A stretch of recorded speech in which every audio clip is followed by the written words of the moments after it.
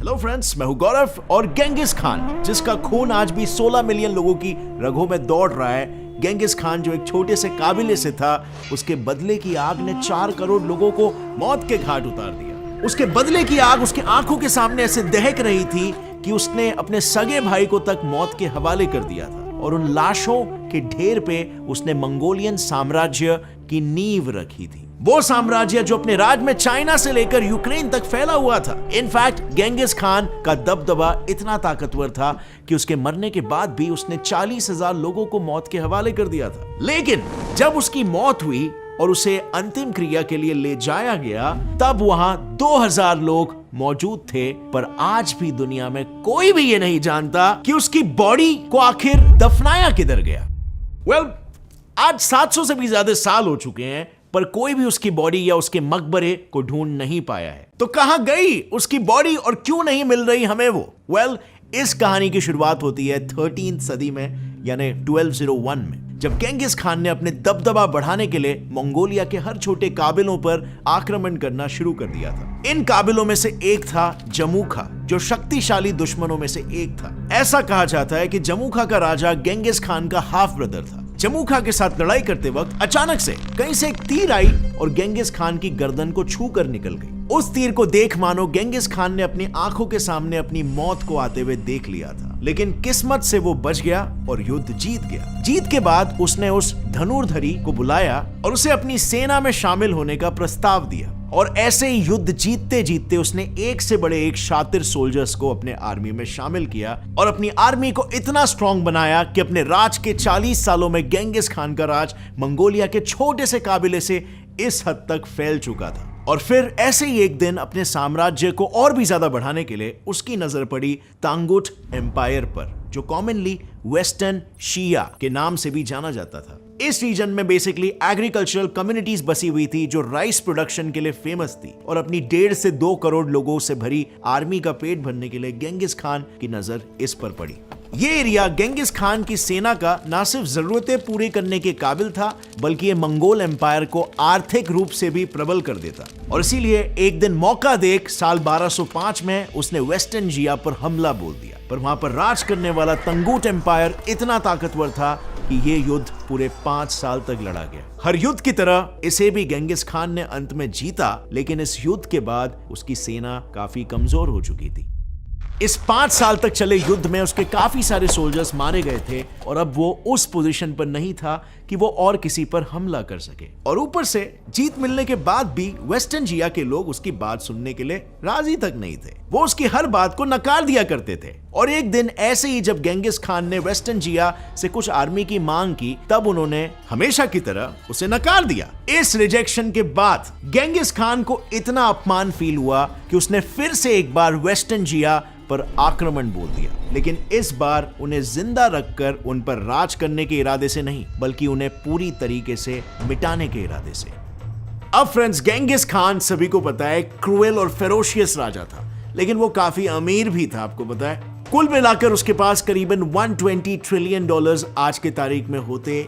Inflation adjusted इतने massive level पर उसने अपने राज्य को फैलाया था। प्रतिशोध की आग में लिपटा गेंगिस खान शिया के हर सैनिक को काटते हुए आगे बढ़ते जा रहा था, लेकिन ये आग शायद उसके आंखों के सामने इतनी बढ़ चुकी थी कि उसे अपने तरफ आता हुआ तीर दिखाई नहीं दिया, और वो तीर सीधा आके उसके घुटनों में घुस गया।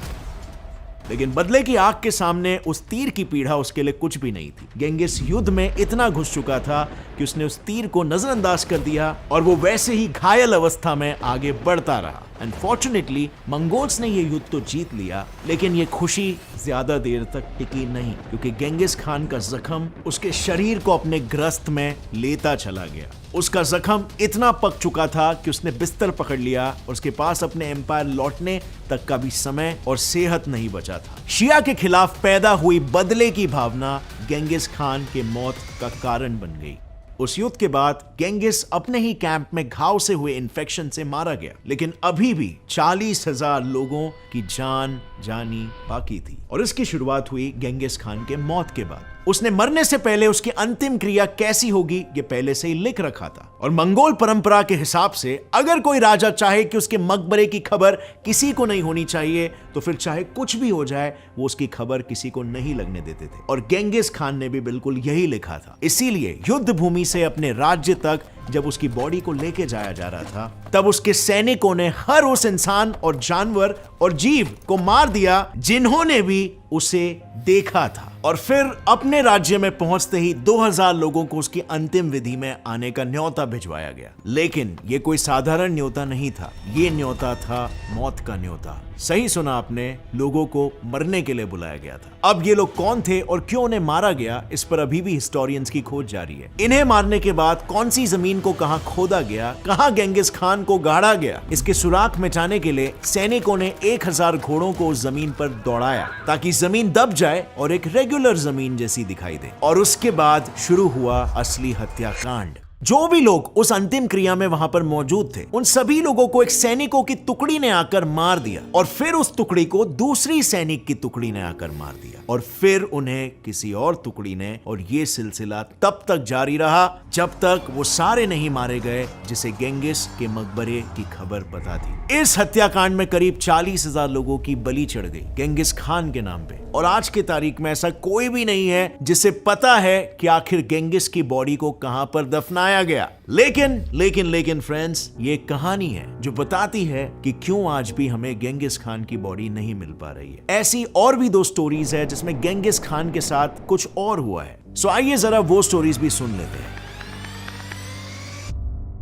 प्रतिशोध की आग में लिपटा गेंगिस खान शिया के हर सैनिक को काटते हुए आगे बढ़ते जा रहा था। लेकिन जैसे ही उसने शिया के आते हुए घोड़ों के झुंड को देखा वो इतना डर गया कि हड़बड़ाहट में वो अपने घोड़े से गिर गया और जख्मी हो गया। फिर उसे युद्ध भूमि पे मौजूद कैंप में ले जाया गया और वहीं पर उसकी मौत हुई। इसके बाद फिर वही हुआ जो पहले कहानी में हुआ था। रास्ते में सभी इंसान, जानवर और जीवों को मार दिया गया। 2000 लोगों को मरने के लिए बुलाया गया, मकबरे के ऊपर घोड़े दौड़ाए गए और फिर आया इस कहानी का अपना एंगल। घोड़ों को दौड़ाने के बाद उसके कब्र के बाजू से बहती ओनोन रिवर के बहाव को मोड़ के इनकी कब्र के ऊपर ला दिया गया। द रीजन वॉज क्योंकि इससे 2 फायदे थे। पहला कि कोई नदी की गहराई में जाएगा नहीं, और दूसरा इतना नीचे जाने के बाद कोई उसे ढूंढेगा कैसे और खोद के बाहर कैसे निकालेगा। और इसके बाद अगेन हत्याकांड शुरू। जिन्हें यह सब पता था उन्हें एक सैनिक की टुकड़ी ने आकर मार गिराया, फिर उस टुकड़ी को दूसरी सैनिक की टुकड़ी ने, और यह सिलसिला चलता गया जब तक वो सारे नहीं मारे गए जिन्हें भी गेंगिस खान के मकबरे की खबर थी। अब सुनते हैं तीसरी और आखिरी कहानी के बारे में।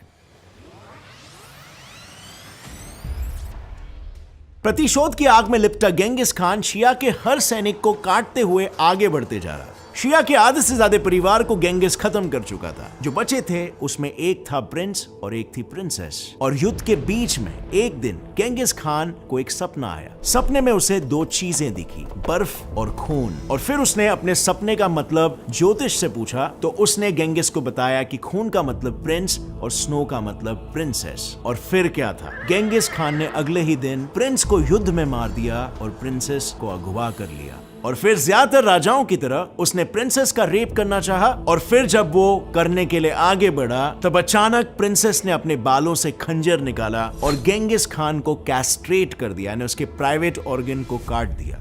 इस हादसे में गेंगिस खान का इतना खून बहा कि उसी जगह पर उसकी मौत हो गई। और सैनिकों से बचने के लिए प्रिंसेस ने बाजू में मौजूद येलो रिवर में छलांग लगा दी और उसमें डूबने से उसकी भी मौत हो गई। और फिर अगेन यही सेम चीज रिपीट हुई और वही हत्याकांड यहाँ पर भी हुआ। लेकिन आज जिस माउंटेन रेंज में उसे दफनाया गया था वो यूनेस्को के वर्ल्ड हेरिटेज साइट के अंडर आता है और इसीलिए वहां पर जाना या एक्सकेवेशन करना अलाउड नहीं है और इसीलिए हमें आज तक उसकी बॉडी नहीं मिल पाई है। वैसे मंगोलिया में और भी कुछ कहानियां हैं, जैसे कि जब गेंगिस खान की बॉडी को लाया गया था तब एक शैमन और 1000 गार्ड्स ने गेंगिस की आत्मा को प्रोटेक्ट करने की शपथ ली थी। उनके मुताबिक अगर किसी को भी ये पता चले कि उसकी बॉडी कहां है और उसने बॉडी को खोद के निकालने की कोशिश की तो पृथ्वी का सर्वनाश हो जाएगा। अब आई नो ये सब एक बुलशिट फोकलोर है, या पहली बताई गई तीनों कहानी में से आपको कोई कहानी रियल लग रही है, या फिर ऐसे ही टाइम पास मसाला मारने के लिए, एंटरटेनमेंट के लिए बनाई गई स्टोरीज लग रही है, जो कि हर देश में होता है क्योंकि हमें मिस्ट्रीज बहुत पसंद आती है। आपकी क्या राय है फ्रेंड्स, नीचे कमेंट सेक्शन में लिखना। और अगर आपको ये सब स्टोरीज लग रही है तो क्या आपको पता है गेंगिस खान का रियल टूम कहां पर है? अगर इस वीडियो से आपको कुछ भी नया जानने मिला, एक लाइक जरूर ठोकना। Get set fly fact channel को भी सब्सक्राइब कर लो और बेल नोटिफिकेशन दबाओ ताकि आगे आने वाली हमारी कोई भी वीडियो की अपडेट आप मिस ना कर सको। As always friends, stay curious, keep learning, keep growing. जय हिंद।